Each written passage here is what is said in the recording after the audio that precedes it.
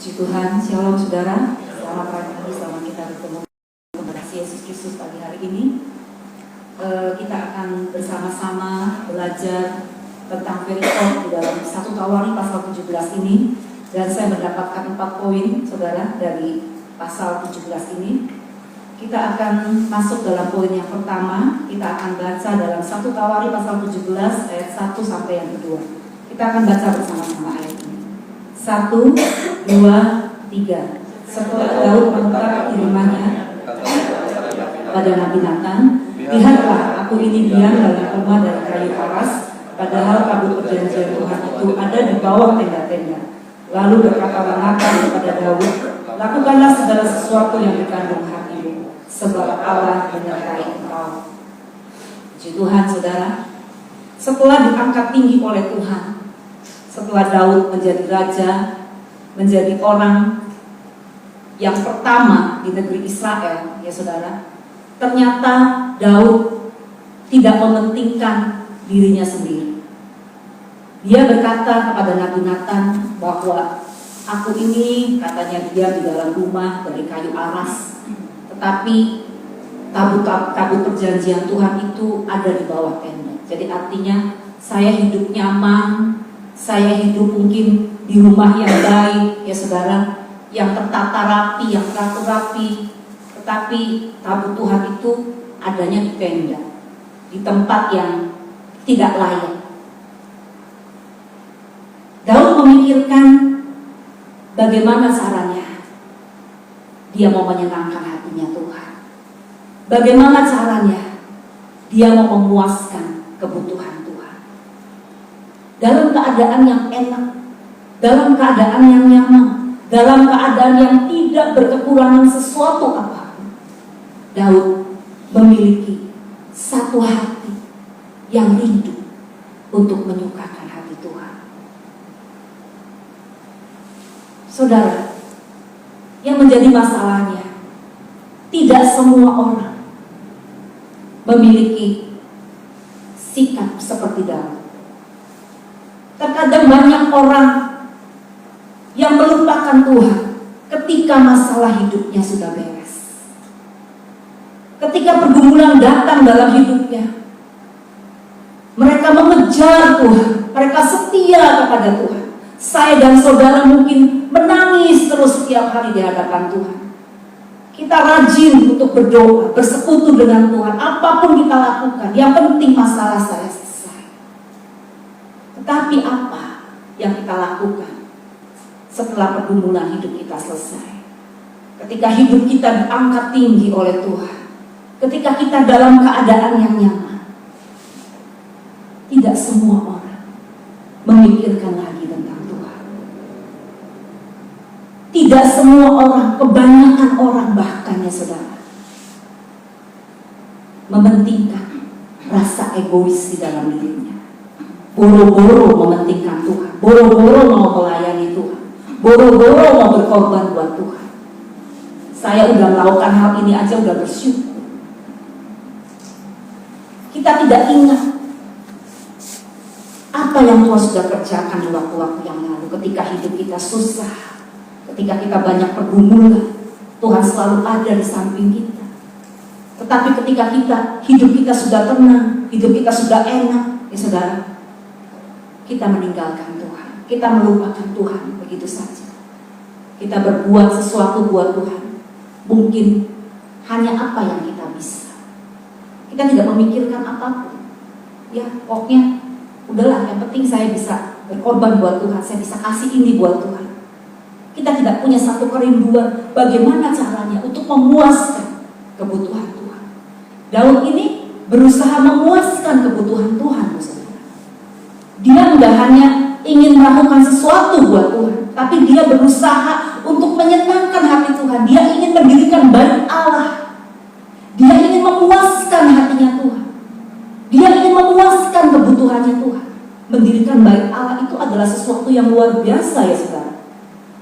Mendirikan bait Allah itu mendirikan sebuah rumah, sebuah tempat yang indah buat Tuhan, di mana Tuhan bisa bersemayam di dalamnya, di mana Tuhan bisa disembah, ditinggikan, Tuhan bisa hadir di tengah-tengahnya. Itu adalah sesuatu yang luar biasa.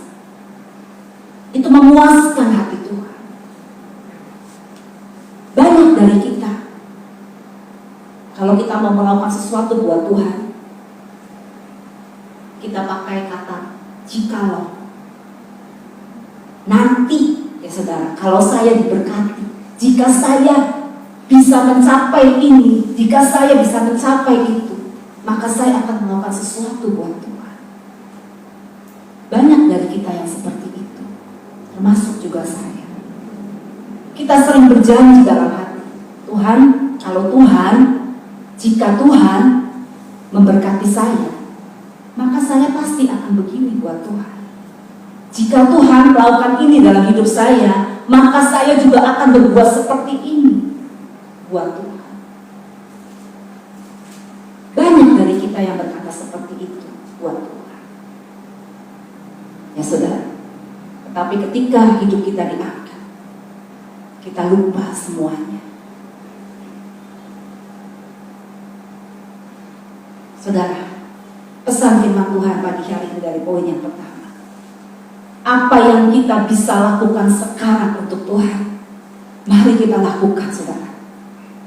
Kita harus punya keputusan bahwa berkat Tuhan yang kita terima saat ini itu sudah lebih dari cukup. Apapun keadaan kita saat ini, kita harus merasakan bahwa berkat yang kita terima itu sudah lebih dari cukup. Kebaikan Tuhan yang kita terima itu sudah lebih dari cukup.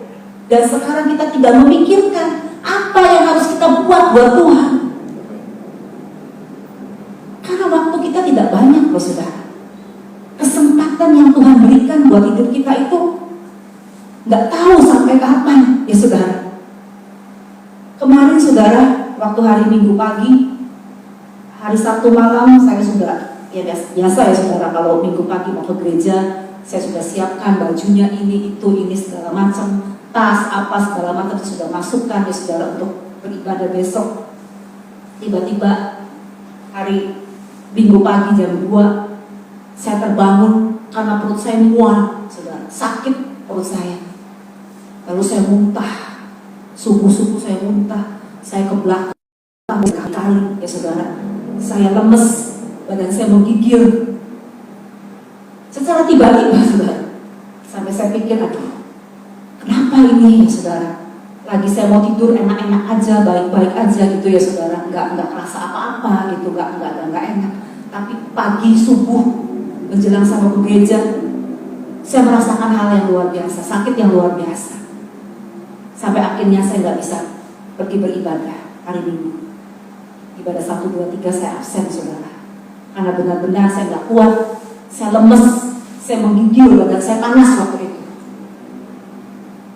Dan ketika saya mendengar khotbah dari pendeta Bibi Lantang lewat ibadah online ya saudara,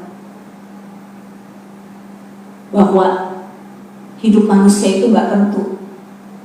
Penyakit yang berat tiba-tiba bisa datang. Kehidupan beliau ya saudara, kanker darah, sakit kanker darah. Bayangkan saudara, kita tidak tahu waktu kita sampai kapan.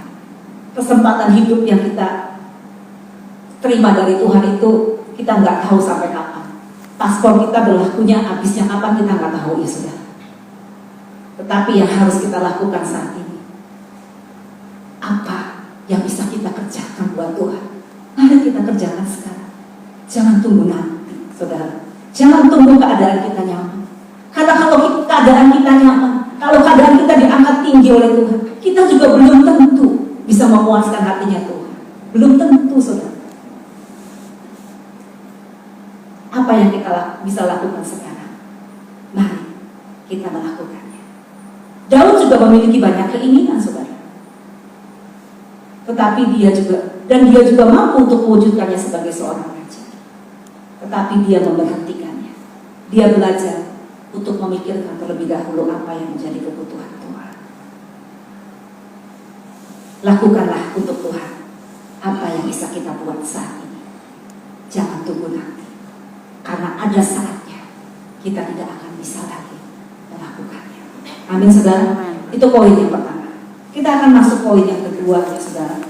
Dalam 1 Tawarikh 17 ayat 2 sampai yang keempat. Saya akan bacakan ayat ini biar cepat saudara.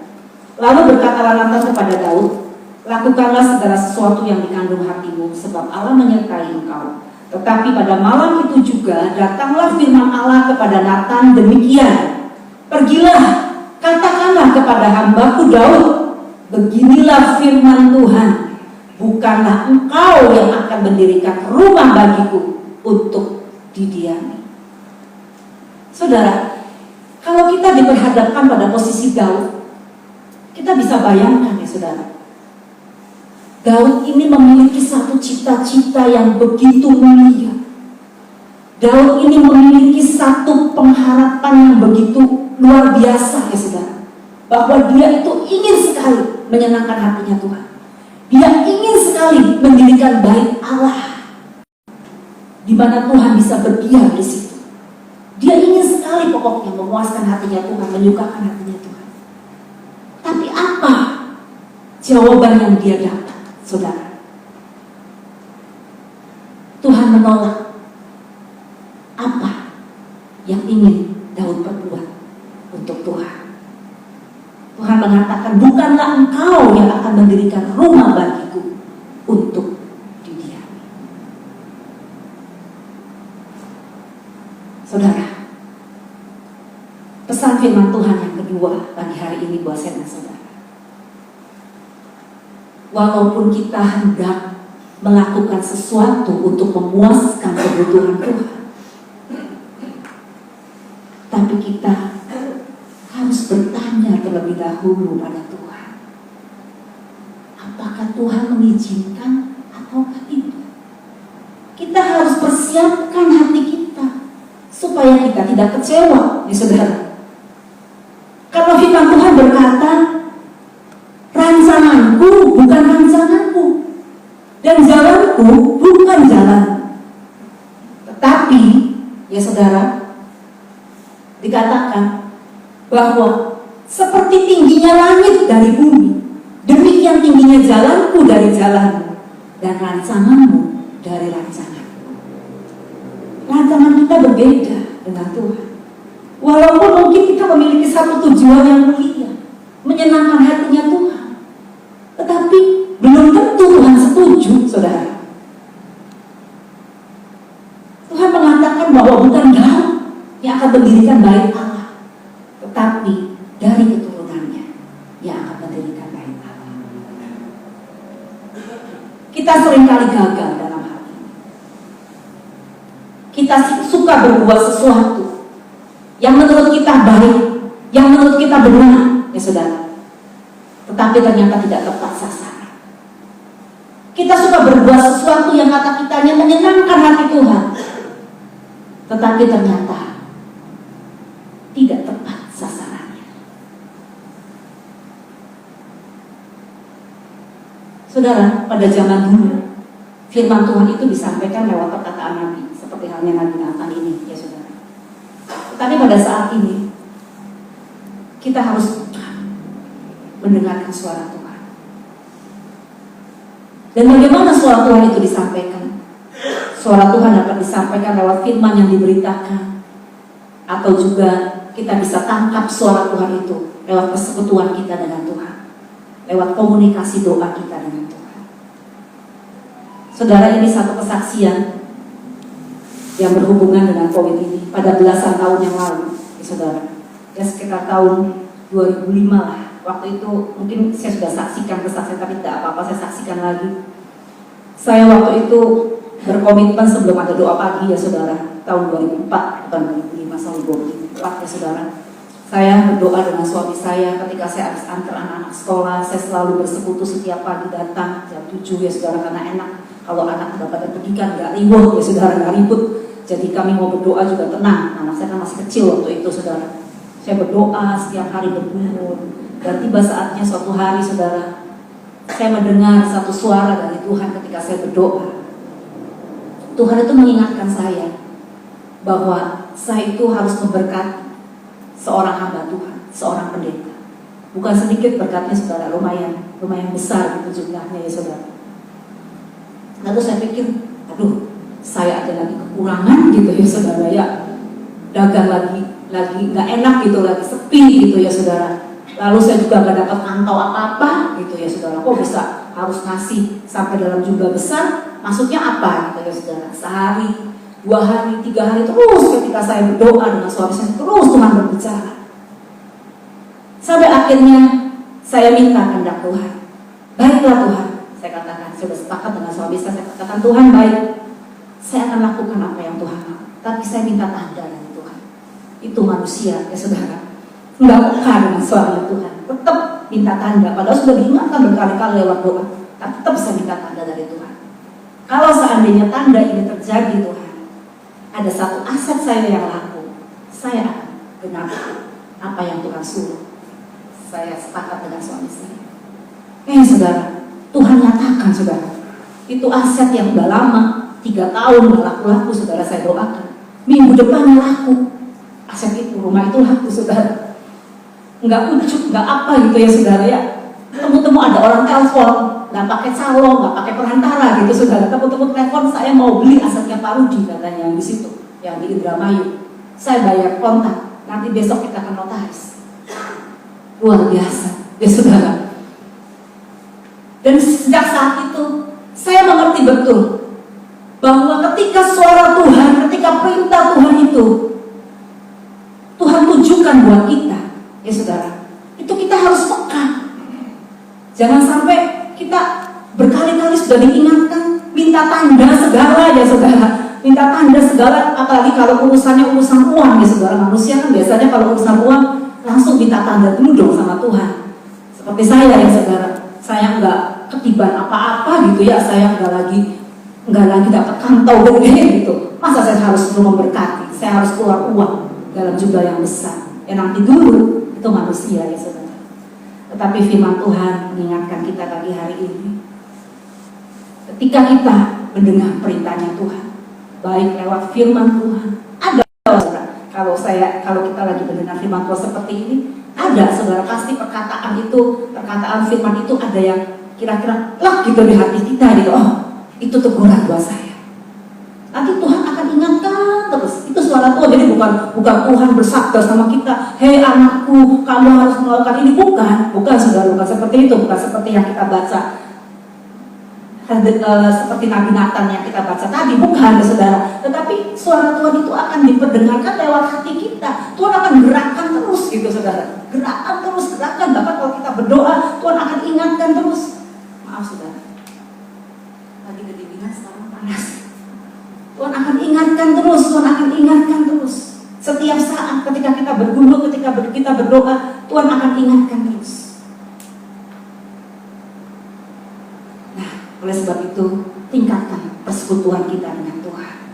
Amen. Baik lewat ibadah seperti saat ini, lewat ibadah umum, ibadah persekutuan doa pagi, atau mungkin juga lewat komunikasi doa kita. Maka saya percaya, ketika kita dekat dengan Tuhan, maka kita akan semakin memahami apa yang Tuhan ingin lakukan, apa yang Tuhan ingin perintahkan di dalam kehidupan setiap kita. Dan ada satu hal lagi yang saya mau ingatkan saudara, ini juga berhubungan dengan poin ini. Saudara, ternyata kebaikan yang kita lakukan buat orang lain, buat sesama kita manusia, juga tidak semuanya dapat diterima dengan baik loh saudara, oleh mereka. Karena manusia itu, ya namanya kita ya saudara ya, senantiasa mencari kelemahan teman kita, walaupun kita sudah melakukan sesuatu yang baik buat mereka. Tetapi senantiasa namanya manusia itu yang dicarinya kelemahan. Sekalipun kita sudah berbuat baik, apalagi kalau kita berbuat jahat. Kita berbuat baik aja nih saudara, ada yang ngomong, oh begini ya, oh begitu ya, padahal kita sudah berbuat baik. Nah sebab itu jangan pernah kecewa saudara. Ya, manusia seperti itu. Daud juga seperti itu sama Tuhan. Dia sudah berbuat baik, tetapi dia ditolak sama Tuhan. Kita nggak boleh kecewa. Makanya yang tadi saya bilang, kita harus peka mendengar suaranya. Kita harus peka melakukan apa yang Tuhan perintahkan. Tepat, tidak lebih, tidak kurang ya saudara. Tepat apa yang Tuhan perintahkan dalam hidup kita, itu yang mau kita lakukan, bukan atas kehendak kita sendiri. Walaupun itu untuk kebaikan, itu tujuannya untuk memuaskan Tuhan. Tetapi kita harus melakukannya tepat sesuai dengan perintahnya. Itu poin yang kedua. Kita masuk lagi ke 3, saudara. 1 Tawarik pasal 17 ayat yang ke-16. Saya akan bacakan lagi ini buat saudara. 1 Tawarik 17 ayat 16 sampai yang ke-17. Lalu masuklah Raja Daud ke dalam, kemudian duduklah ia di hadapan Tuhan sambil berkata, siapakah aku ini ya Tuhan Allah, dan siapakah keluargaku, sehingga Engkau membawa aku sampai sedemikian ini? Dan hal ini masih kurang di matamu ya Allah. Sebab itu Engkau telah berfirman juga tentang keluarga hamba-Mu ini dalam masa yang masih jauh, dan telah memperlihatkan kepadaku serentetan manusia yang akan datang, ya Tuhan Allah. Poin yang ketiga, saudara, kita bisa melihat, kita bisa meneladani satu karakter Daud yang sangat baik, yaitu apa, saudara? Rendah hati. Daud memiliki sikap rendah hati, sekalipun keinginannya yang sangat teramat baik untuk membangun bait Allah tidak diperkenankan oleh Tuhan, namun Daud tetap mengucap syukur dan mengakui bahwa rencana Tuhanlah yang terbaik untuk kehidupannya dan keluarganya. Bahkan Daud sangat dipermuliakan oleh Tuhan, karena ternyata Tuhan memberitahukan hal-hal yang terjadi di keluarganya di kemudian hari. Daud memahami betul bahwa ada janji Allah yang luar biasa di balik penolakan Allah atas permohonannya. Daud yakin bahwa di balik penolakan Allah atas maksud baiknya ada berkat yang besar yang akan diterimanya bagi keluarganya, bagi keturunannya. Saudara, firman Tuhan mengingatkan kepada setiap kita. Bisakah kita mencontoh karakter Daud yang tetap dengan rendah hati mengucap syukur kepada Tuhan, sekalipun keinginan kita yang positif belum diperkenankan oleh Tuhan? Bukan keinginan kita pribadi loh, saudara. Itu Daud bukan keinginan dia pribadi, bukan untuk memuaskan kebutuhan, bukan, saudara. Bukan minta pertolongan Tuhan, bukan. Daud ingin memuaskan hatinya Tuhan, bukan untuk diri, tetapi itu ditolak oleh Tuhan, belum berkenan. Tetapi Daud tetap mengucap syukur. Dalam perikop ini berjudul doa syukur Daud. Daud mengucap syukur. Belajarlah memiliki sikap rendah hati dan pikiran positif seperti Daud, maka kita akan mudah mengucap syukur kepada Tuhan. Dan sikap rendah hati ini juga, saudara, sikap rendah hati ini juga menunjukkan bahwa kita punya penundukan diri sama Tuhan.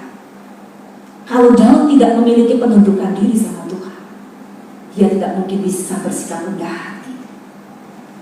Daud tunduk sama otoritasnya Tuhan. Apa yang Tuhan mau, dia kerjakan dalam hidupnya. Secara manusia, kalau mungkin Daud bekerja dengan kondisinya sebagai manusia, perasaannya sebagai manusia, dia pasti kecewa ya, saudara. Maksud saya baik kok. Kok dikasihinya sama keturunan saya sih Tuhan? Saya juga mampu. Saya punya harta kekayaan yang berlimpah. Saya ingin menyenangkan hati Tuhan, mempersembahkan yang terbaik, memberikan bait Allah yang megah. Kok Tuhan kasih proyeknya itu sama keturunan saya sih Tuhan? Daud bisa berkata seperti itu, saudara. Tetapi tidak. Daud bersikap rendah hati dan dia belajar untuk tunduk pada otoritasnya Tuhan. Enggak mudah, saudara. Sulit. Saya boleh kasih kesaksian lagi. Beberapa puluh tahun yang lalu, ya kalau nggak salah tahun berapa ya, 2002 atau 2003, saya lupa, saudara. Ketika ada satu kegiatan di tempat ini, saudara.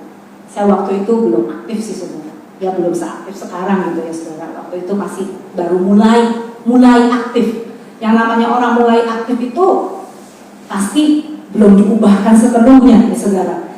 masih memiliki karakter lama lah saudara, karena saya masih belajar waktu itu, belajar untuk aktif di tempat ini saudara. Tahun 2002 atau 2003 saya juga lupa saudara, ketika saya baru pertama kali ditunjuk WL kalau nggak salah di tempat ini, 2002 atau 2003.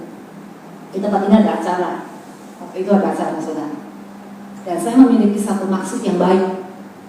Saya ingin bawa satu masakan empal kalau nggak salah saudara ya, pokoknya nanti saya yang sediain, nggak tahu ada acara apa, lupa lah saya saudara, nanti saya yang sediain gitu pokoknya untuk kasih makan itu, pertemuan saudara, saya mau bawa empal.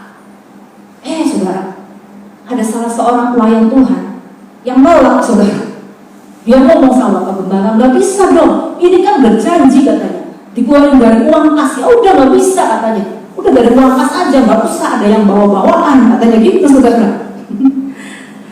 Jadi saya ketika ada orang yang menyampaikan seperti itu, jangan katanya Yeti nggak boleh gitu, saya jengkel saudara, marah gitu, orang mau ngasih kok nggak boleh, lucu gitu ya saudara, aneh-aneh aja gitu ya saudara ya, namanya orang mau berkorban, maksudnya dengan rela hati gitu, nggak minta dibayar, nggak minta apa gitu ya nggak saudara, nggak minta ini masakan saya dibeli nggak, masakan saya aja pakainya gitu ya, dibayar pakai uang mas beja, enggak ya saudara ya, saya ngasih dengan sepenuh hati gitu, dengan rela hati, kok ditolak, aneh sih, kok pelayan Tuhan begitu gitu ya saudara, dalam hati saya jengkel banget saudara, sampai akhirnya ada seorang majelis yang telepon saya, udah Yeti apa segala macam ya saudara, dia menghibur saya gitu ya, dia menguatkan saya, karena waktu itu memang ya saya baru terjun gitu, baru terjun aktif pelayanan di tempat ini saudara. Nah seperti itulah manusia, rasa egonya tinggi, ketika keinginannya untuk berbuat baik ditolak saudara, marah ya saudara ya, masa mau berbuat baik kok ditolak gitu saudara. Tapi sekali lagi firman Tuhan pagi hari ini mengingatkan saudara, belajarlah untuk memiliki sikap rendah hati. Sekalipun perbuatan baik kita tidak diterima oleh orang lain, tetap rendah hati, jangan marah saudara. Enggak diterima ya sudah, puji Tuhan, uangnya awet ya saudara, enggak keluar uang ya saudara, bikinnya seperti itu, positif thinking ya saudara. Enggak diterima kebaikan kita ya sudah, berarti Tuhan belum berkenan kita menjadi saluran berkat. Itu yang seharusnya kita kerjakan. Puji nama Tuhan, karakter kita akan diubah oleh Tuhan sedikit demi sedikit. Lalu yang keempat saudara, kita akan masuk dalam poin yang terakhir pagi hari ini. 1 Tawarik 17 ayat yang ke-27. Saya akan bacakan buat saudara semua. Kiranya engkau sekarang berkenan memberkati keluarga hamba-Mu ini, supaya tetap ada di hadapan-Mu untuk selama-lamanya. Sebab apa yang engkau berkati ya Tuhan, diberkati untuk selama-lamanya. Ini adalah salah satu doa syukur Daud saudara. Di sini dikatakan kiranya engkau sekarang berkenan memberkati keluarga hamba-Mu ini, supaya tetap ada di hadapan-Mu untuk selama-lamanya. Jadi artinya saudara, kalau Tuhan tidak memberkati, tidak menyertai keluarga Daud mengatakan bahwa keluarganya ini bisa hilang dari hadapan Tuhan. Kira-kira begitu maksud doa Daud ya saudara. Makanya Daud memohon kepada Tuhan supaya Tuhan itu senantiasa menyertai, membimbing ya saudara, memberkati keluarga hamba-Mu ini supaya tetap ada di hadapan-Mu, tidak menyimpan dari kebenaran firman Tuhan. Sebab apa yang Kau berkati ya Tuhan, diberkati untuk selama-lamanya. Jadi salah satu doa Daud, yaitu Daud ingin tetap hidup berkenan di hadapan Tuhan selama-lamanya, supaya berkat Tuhan itu selalu tercurah buat Daud dan keluarganya. Sebenarnya saudara, dari poin ini saudara, firman Tuhan mengingatkan bahwa berkat yang Tuhan berikan itu kekal. Sebenarnya kekal saudara, tidak ada satupun manusia yang bisa menggagalkannya atau menutupnya kalau Tuhan sudah membuka jalan. Tetapi yang bisa menghancurkan berkat yang Tuhan berikan buat kita adalah kekuatan dari diri kita sendiri. Karena manusia itu memiliki dua kekuatan, yaitu kekuatan untuk membangun dan kekuatan untuk menghancurkan. Jadi apa yang kita sudah bangun, saudara bangunnya lama, namanya orang membangun lama ya saudara ya. Coba saudara, kalau kita bangun rumah itu kan butuh waktu sampai berbulan-bulan, bahkan ada yang sampai bertahun-tahun. Tetapi kalau kita menghancurkan sebuah bangunan, coba kalau misalnya ada bangunan tua yang mau dihancurkan sebelum dibangun ya saudara, itu membutuhkan waktunya cepat, paling nggak seminggu udah kelar, udah hancur semua, udah rubuh itu bangunan. Jadi kekuatan untuk membangun dan menghancurkan itu ada pada diri kita. Nah, apa yang kita mau bangun saat-saat ini saudara? Supaya hidup kita itu tetap berkenan di hadapan Tuhan. Apakah kita mau membangun kekuatan kita dengan iman kita dan percaya kita kepada Tuhan, ataukah kita mau menghancurkan iman kita sehingga hidup kita tidak berkenan lagi di hadapan Tuhan sampai selama-lamanya? Jawabannya ada pada saya dan saudara pagi hari ini. Di saat dunia sedang menghadapi problema pandemik saat ini, apa yang kita mau bangun? Kekuatan apa yang kita mau bangun dalam hidup kita? Apakah kekuatan untuk membangun iman kita terus di hadapan Tuhan? Ataukah kita mau terus menghancurkan dan melemahkan iman kita supaya hidup kita tidak berkenan lagi kepada Tuhan? Banyak orang ya saudara yang saya temui, banyak teman-teman saya saudara ya, banyak banget mereka sudah jalan-jalan keluar kota, keluar pulau, tapi belum ibadah saudara. Takut katanya. Lucu ya saudara ya, datang ke gereja takut, tapi kalau pergi-pergi keluar jalan-jalan nggak takut saudara. Memang sih ibadah online bisa saudara, tetapi kalau ibadah online itu seperti yang tadi saya katakan ya saudara, kita bisa buka channel apa aja, kita bisa buka saudara. Mau gereja ini, mau gereja itu, mau khotbah yang kayak apa, mau pendeta yang enak apa, kita bisa buka. Tetapi kalau kita datang kepada Tuhan di tempat ini, hati kita fokus satu kepada Tuhan. Khotbahnya enak, nggak enak, kita terima. Karena kita tahu bahwa firman Tuhan yang kita dengar saat ini itu pasti disampaikan Tuhan buat kita pribadi. Dan rasanya beda, saudara, kalau bersekutu dengan Tuhan seperti sekarang dengan online itu beda. Makanya waktu dulu, waktu zamannya pandemi ya saudara, ketika Pak Gem bilang, iya udah berdoa pagi, itu lagi onsite lagi katanya saudara, kamu kali, oh saya senang banget saudara. Karena rasanya beda, ibadah di rumah dengan ibadah online itu beda. Saya kalau nggak ada keperluan, saya usahakan untuk datang doa pagi. Nah, itu sebabnya saudara, mari kita mau terus bangun kekuatan kita di dalam Tuhan, supaya kita memiliki iman yang teguh di dalam Tuhan.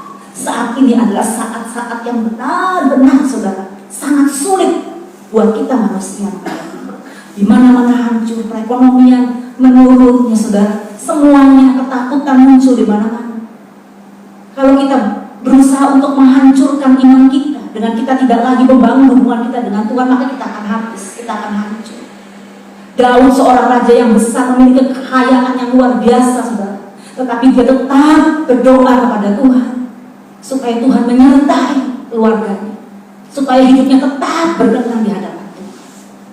Mari kita juga mau terus berjuang untuk membangun kekuatan kita di dalam Tuhan, supaya hidup kita dan keluarga kita tetap berkenan di hadapan Tuhan untuk selama-lamanya. Amin saudara. Biarlah 4 poin ini yang menjadi berkat buat kita pada pagi hari ini. Saya percaya saudara, kita akan pergunakan kesempatan yang masih ada untuk kita berusaha menyukakan hatinya Tuhan. Apapun yang kita alami dalam hidup kita, apapun keadaan kita saat ini, suka maupun duka, kita mau belajar untuk menyenangkan hati Tuhan dengan mentaati setiap perintahnya secara tepat, bukan dengan kehendak kita sendiri, tapi atas kehendak Tuhan. Amin. Mari kita hendak menyembah.